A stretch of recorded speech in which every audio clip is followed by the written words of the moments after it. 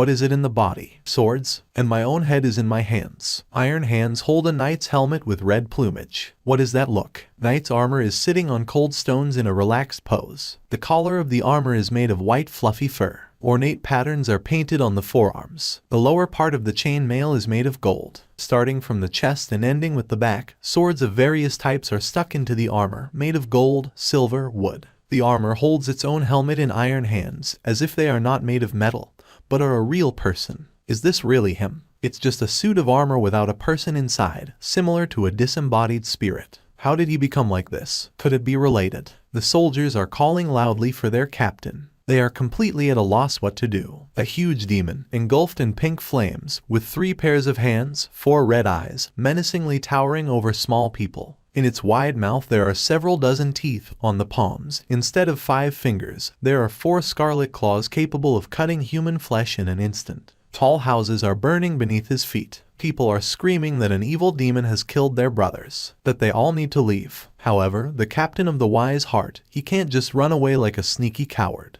The name of the captain of the Wise Heart faction is Zhang Bao. He has long red hair, braided in a high ponytail and fastened with a wide elastic band. His face expresses determination and will to win. We should wear a vest with long sleeves, and nothing under it, a naked torso. Wide beads with a white stone in the center hang on the neck. With a belligerent cry, he shouts that the sacrifices of their comrades will not be in vain. He gathers an orange flame around him and, engulfed by it like a comet among the stars, rushes upwards with a powerful leap. His colleagues in blue uniforms warn him with horror that he will die like this. But their captain doesn't care about that. They are fighting against evil, so even if he has to die with this bestial monster, he will do it. Having already flown up to his mouth, Zhang Bao slows down sharply. The demon growls at him, and the captain's bright flame absorbs the pink smoke coming from the demon. The man does not understand where he got such power. The next moment, the monster attacks, and Zhang Bao is already without a body, spirit in worn armor. It looks like he moved to another world, but why did the soul change into armor? The captain rises from the ground and the blue smoke surrounding him seems to help do this. He remembers his last enemy with fury. Zhang Bao must try his best to come back to defeat him. The captain has never used this technique before, so he hopes that it will work out now. He stretches both hands forward, drops 2 fingers of the left down, and 2 fingers of the right up. An orange flame begins to swirl from them. It gathers into a ball, and something is about to happen. But the fire turns into thin streams at the same moment. The captain is at a loss, feeling with his fingers the place where his chest should be. He realizes that now he has no Kai energy, since it remained in the last body, and only the soul has passed into the armor. Without this energy, Zhang Bao cannot use any secret techniques. Speaking of which, where is he now? The sky is overcast around him. The ground is gray under his feet. People in heavy armor with wooden shields are fighting very nearby. There is fatigue and pain on their faces. They are clearly losing ground. Among the pile of people, you can see their opponents, whose necks are burning with pink fire. Looking closer, the demons have a void in the place where their eyes should be. Their arms are thinner than humans, as are their bodies. One of the knights, with all the rage he can muster, calls on his comrades to hold the formation. They must repel the offensive of the cursed armor. Another knight turns to the princess who appeared behind, informs that there are even more enemies ahead. Another with a mustache asks if they will continue to fight. From the princess, a lightning-fast answer is heard that yes, they will. She reminds them that the 3rd rule of knights is never to back down. She is dressed in the same dense armor as her soldiers. A scarlet mantle develops behind her back, and a kind of crown shines on her thick pink hair, braided in 2 tight braids. In her left hand, she holds a sword with a strong grip, almost bigger than herself. The princess asks her knights that did they really have time to forget all the rules of chivalry. The caster they are fighting wants to destroy all living things. He will never stop. If they want to return peace to the lands, they must get the sword of the forefathers from the stone. And in order to do this, they need to destroy all the enemies standing in their righteous path. The princess takes a fighting stance, and then rushes in the front rows into battle. The knights behind cheer on their Princess Violet. Zhang Bao, standing to the side, watches the unfolding battle. He understands that the war will never stop. It exists in any world and time. However, he doesn't have time for all this nonsense. Putting his index finger to the chin of the helmet, he ponders a way to regain his Kai energy. If he follows the standard path, recovery may take too much time, which his comrades who are left alone with the demon do not have. Suddenly, on the battlefield, something attracts his attention, namely Princess Violet. A faint golden glow emanates from her sword. It seems that this weapon has a weak flow of Kai. Is it enchanted? However, whether this is true or not, even if this sword is magical, it is still a spiritual item that naturally collects Kai. The presence of a magical artifact accelerates the absorption of energy. A spiritual object can be anything: mirrors, books, jewelry, jugs, incense burners. Is it possible that they exist in this world as well? Need to check. Knights and Princess Violet stand over the bodies of defeated enemies. The girl, without addressing anyone in particular, says that at all costs she will fulfill her mission. She exhales wearily, tired after a long battle with dishonesty. Suddenly Zhang Bao grabs the princess by the hand and asks her to lend him a sword. The girl does not even have time to realize the situation. The captain continues to pull out his weapon, while the knights pour dirty curses on him, and the princess with round eyes looks at the creep. The largest of the knights, calling Zhang Bao an asshole, throws him back a few meters and orders him not to touch Princess Violet. The soldier immediately asks the girl if she is okay and if she has been harmed. She nods as if to say that everything is fine with her. The princess looks at the captain, wondering if he is from their army. She had not seen him before, and it seems that this guy is not in his right mind. Zhang Bao, rising from the ground, asks to be careful with the tin can that he has now instead of a normal body, since this thing falls apart at the slightest touch. The helmet flew off his head, and therefore it is now visible inside the armor is empty. The princess's eyes fill with horror. When Zhang Bao puts on his helmet, he is already surrounded by a crowd of angry knights. They shout that the inside of the armor is empty. They call him a cursed demon. However, he speaks like a man. Is he really that powerful? One of the knights who recently defended Violet asks what these fools are afraid of. It's just armor. In his hands are 3 huge iron balls with patterns on the sides, with which he attacks Zhang Bao like a juggler. The knight is extremely surprised that the captain dodged his blow so easily. Zhang Bao, in a completely calm manner, pokes his index finger at the body of the ball, noticing that everyone here looks so nervous. Without Kai energy, they are no match for the captain anyway. The princess quickly attacks Zhang Bao in a jump, saying that it was too naive. With a powerful blow of her sword, she cuts through the captain's chest, and he notices the aura of Kai in this weapon. It really turned out to be enchanted. Zhang Bao abruptly flies far into the field, and Violet orders everyone to concentrate. The soldier apologizes to his princess for such a gross oversight. The princess turns around at some sounds and sees an army of demonic armor in front of her. She gives the order that they have no time for doubt and quickly rushes into battle. Together with her faithful knight, whose weapon is 3 iron balls, she goes to the very epicenter of the enemy army. Without sparing themselves, they fight with all their might. Other knights of the army look at this with their mouths agape and understand what the phrase knight with experience means. Only it is unclear who exactly they mean: their brave young princess or her fearless defender and companion. The demonic armor attacks Violet, whom she immediately kills. However, 2 more appear in place of 1. The knight shouts that he is going to help the princess, but she realizes that the onslaught is too big. Violet will soon be completely exhausted. Suddenly, the demon knocks the sword out of her thin hands, and the weapon flies right behind Zhang Bao, who returns his head to the place again. It takes just 1 blow to get his head off his shoulders. He turns around at the sound of a sword landing. The weapon emits a golden smoke. This is the same sword that Zhang Bao noticed at the very beginning. He pulls his iron hand towards it, saying that it is his charm. As soon as the captain grasps the hilt of the sword with his palm, his whole body is covered with orange flames, as it was in a previous life. A man wonders if this magical object should work on the same principle as from his world. He feels the Kai energy filling every cell of his new body. However, it is very small compared to his previous life. Princess Violet continues to fight monsters, although she is well aware that the numerical advantage is on the enemy's side. Zhang Bao tries to attack with a new weapon. Raising his sword, he lights up the path with a golden glow and attacks the enemy army. With a few blows, he breaks his way, and dust, splinters, stones and the bodies of demons fly into the air. The knights, like Violet, stand in complete disbelief. The cursed armor is fighting with other cursed armor. Besides, there are too many enemies for him alone.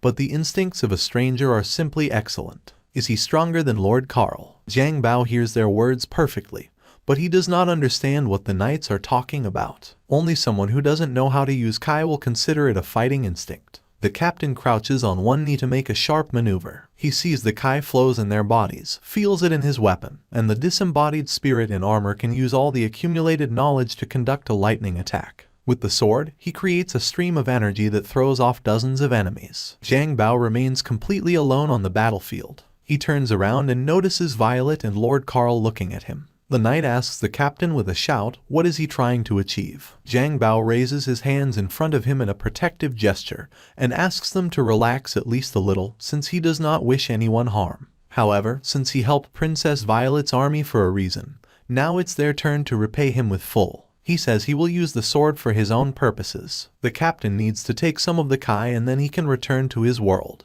He whispers a spell from the reincarnation technique and his body is enveloped by a golden glow emanating from the weapon. There is not enough energy in it. The princess looks at this scene with a frown. She wonders why this damn armor is talking. Who doesn't seem evil? She's interested in his name. The captain introduced himself, and then the girl reports that the armor has no names. She offers him cooperation, and Zhang Bao agrees on the condition that he will be given the same sword. Violet points to the castle the way they are holding. The building is located on a high hill, which is overgrown with green trees. According to legend, there is a sword there that can put an end to evil. The castle is full of cursed armor. The princess' plan is to let Zhang Bao clear the way for them, and when the knights get their weapons, they won't need to be afraid of the captain. The man decides to look at this powerful weapon and therefore enthusiastically agrees. If Zhang Bao had Kai energy from his past life, then a walk to the castle would be much easier. The place they were heading to looks old and dilapidated. The walls were overgrown with moss. The building is gloomy and dark. The princess asks her soldiers to be vigilant. On the way inside the castle, Violet tells the legend of where the sword came from. In a time when there was no hope in the world,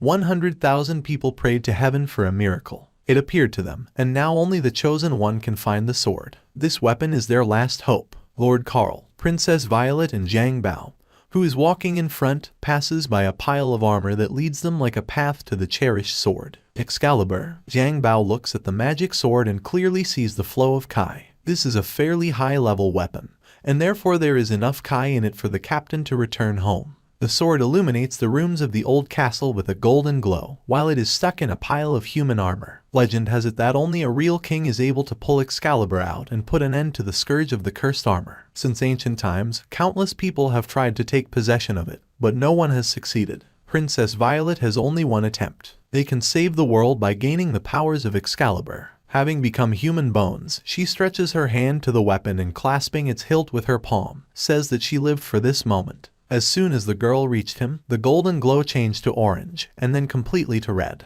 The princess, continuing to hold the hilt, settles on her knees and feels that Excalibur is pulling all the vital forces out of her. He's about to devour her completely. Violet quickly realizes that she is not worthy of the legendary sword. Suddenly Zhang Bao puts his hand on her shoulder and throws the girl back with a powerful movement, which is immediately caught by Lord Carl. The captain takes the place of the princess. He understands that in this world they have not heard anything about Kai energy, so it is not surprising that no one was able to pull out a sword. Excalibur absorbed them and turned them into bones as soon as he sucked out the light energy. Only by controlling Kai, you can subdue the legendary weapon. Zhang Bao captured the attention of the knights and they stopped looking around. The princess shouts at them not to sleep and orders them to keep an eye on the surroundings. First you need to deal with the demonic armor. The knights attack the demons while Zhang Bao continues to try to pull out the sword. The wall to their right collapses and a monster about 13 meters high climbs out of it. The cursed grizzly armor came to the rescue of his comrades. The demon scatters the knights with his powerful hands, turning them into mincemeat.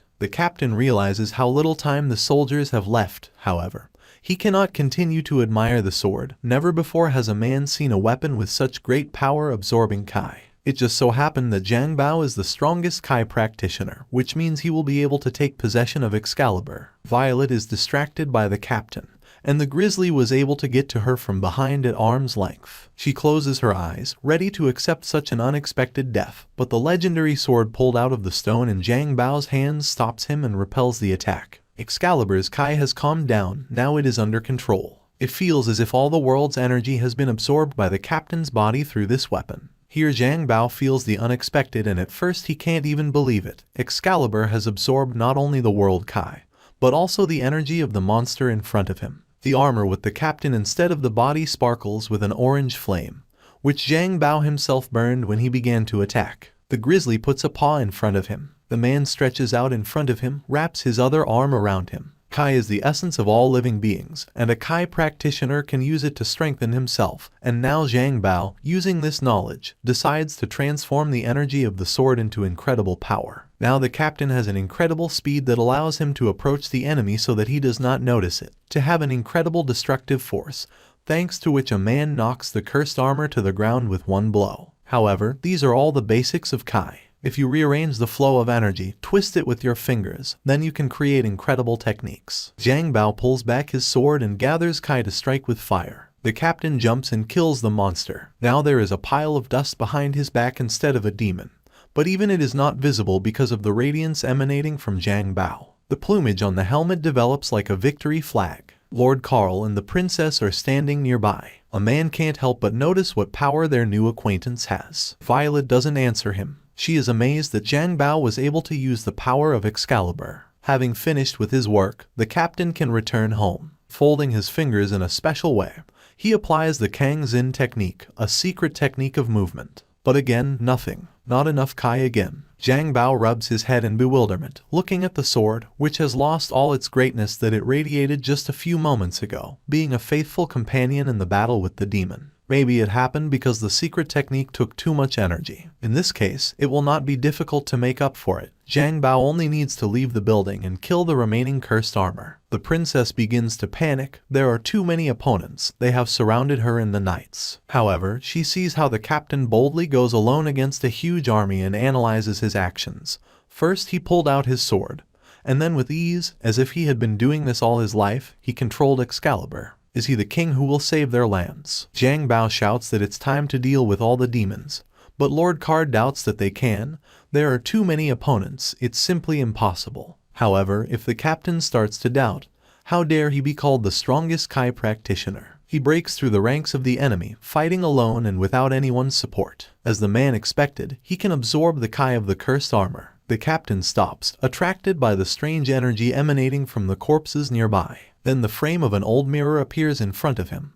But inside, instead of a mirror, there is an inscription. You've got a new knight. Please confirm. Is this some kind of hallucination? The knights led by the princess, meanwhile, are fighting with the part that did not distract Zhang Bao. Violet says they won't die here, but grisly armor appears out of nowhere, and the difference in strength becomes simply colossal. If everything continues like this, then people will simply be destroyed. The captain is still trying to figure out the mysterious voice and the carved mirror. He examines his glowing sword and assumes that the voice is coming from it. Zhang Bao doesn't have much time to think about what kind of a new knight he is and what it all means. If it is useful, then the man will be able to manage it, and therefore he accepts the conditions. At the same moment, around the army of Princess Violet, to their great amazement, the already defeated corpses begin to rise. The knights take a defensive position, but they are well aware that with this scenario they will not be able to leave this battlefield alive. But corpses, instead of attacking people, start attacking their own. The difference between them outwardly is that the demons, like a collar, have a purple flame burning while a golden glow emanates from the tops of the animated corpses. Lowering her sword, Violet watches as the cursed armor kills each other. Zhang Bao stands in front of her, and she realizes with strange clarity that it all looks like the captain is controlling them.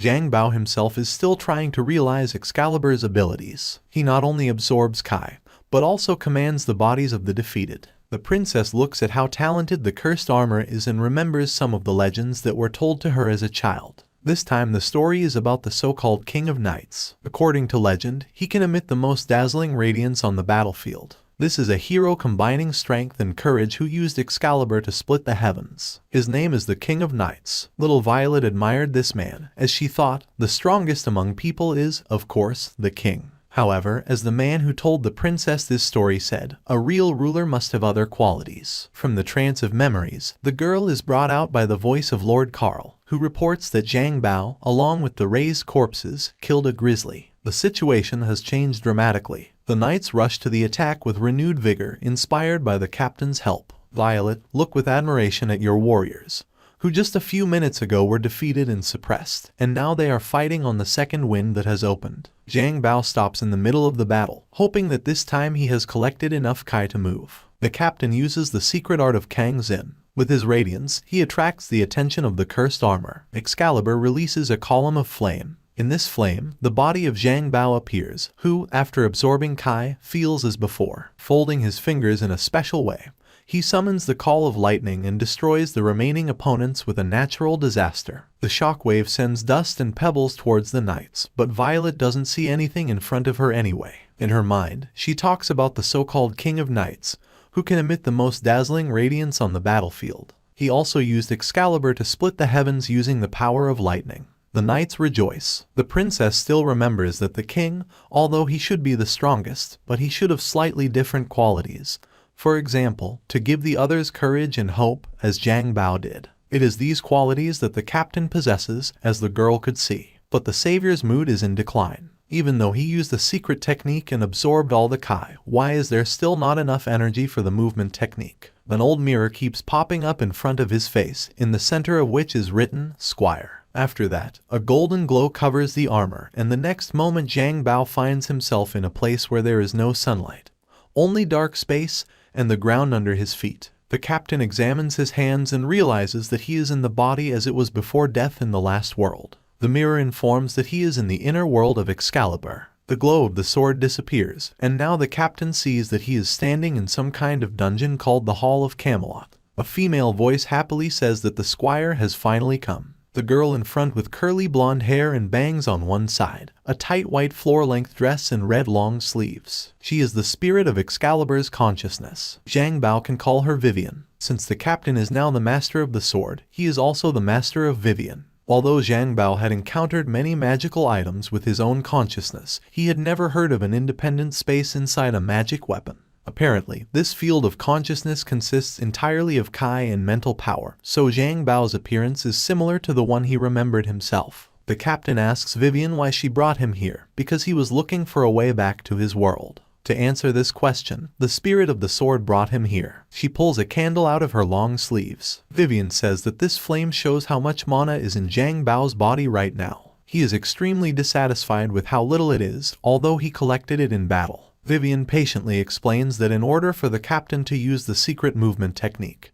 he needs to light a candle so that it illuminates the entire Hall of Camelot. Zhang Bao covers his face with his hand. Vivian immediately swarms around him and tries to cheer him up, because she is the captain's servant. The man says that this is not necessary at all and decides at this moment that from now on he will focus on absorbing Kai with Excalibur. Vivian happily raises her hands to the top. The cursed armor will not resist the owner of the legendary sword, and even the four-eyed one will win. According to rumors, the four-eyed one is the demon who caused the tragedy with the cursed armor, and as the name implies, he has 4 eyes. Zhang Bao immediately assumes that this is the bastard who killed him. However, even if it's not him, the four-eyed one is most likely connected to the demon that destroyed the captain's world. This monster killed the Zhang Bao clan members and moved him here. He will take revenge. Even if the connection between these demons is weak, the captain must find out. Vivian clutches her heart, amazed at how hot her new owner is. As a servant, she should praise the captain. Zhang Bao asks her to stop doing this. He then orders the girl to send him back. Vivian touches his forehead to his master's forehead.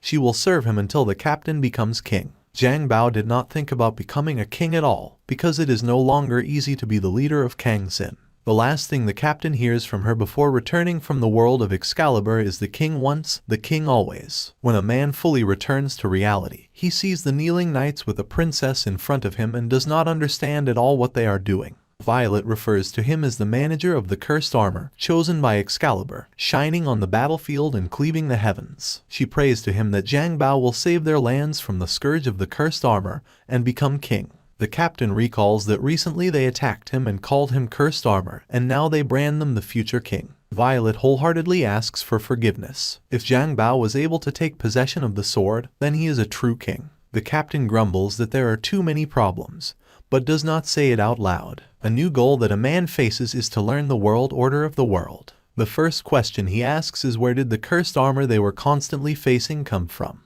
The princess is surprised. Doesn't everyone know that? The captain admits that he was transported from another world, and then it only generates more puzzled faces. Zhang Bao decides not to go into details. Violet says that 10 years ago, something strange appeared in the sky, like a scarlet star, and after that, cursed armor appeared, which began to attack people. The cursed armor destroyed vast territories, uprooted entire nations. Thousands of people were left without homes and families. The survivors say that the cursed armor was commanded by a four-eyed demon. Zhang Bao interrupts the story at this point, again recalling the four-eyed demon. Is he also the target of the princess and her army? So it is, but they don't know anything else about the monster. Initially, Violet's plan was to get Excalibur, and then go north to Kingston to replenish the ranks of soldiers and continue north into the heart of the disaster, where a decisive battle will take place. Kingston is one of the nations destroyed by the armor, and if survivors are found in it, the army will be able to learn more about the four-eyed demon. Zhang Bao is eager to fight. In order to light Vivian's candle, he needs to kill many more. Besides, he will be able to learn more about this demon. He agrees to go with the princess to Kingston. The girl makes a fiery bow. This time, with the help of the candidate for the throne and Excalibur, they will put an end to the nation of cursed armor. The army is moving out, and the cursed armor killed by Zhang Bao is following us. Oh, is this the power of the sword? At the same time, the knights are extremely dissatisfied with the behavior of the captain. He sits astride smaller demons, forcing them to carry themselves instead of walking themselves. In fact, a man is not lazy, he meditates, restoring Kai energy in this way. It absorbs the spiritual Kai of all elements. Although this is a slow way of collecting, sooner or later it will have an effect. Inhale and exhale. Suddenly, near Zhang Bao's face, Vivian's cute face appears, delighted that the owner has returned. The captain stands in the hall of Camelot and holds a maid in his arms. It seems that this movement happens involuntarily due to meditation. Now someone else is here with him, and Vivian. The collected corpses have also moved into the sword's consciousness. The captain is angry because of their appearance, but the blonde asks not to worry.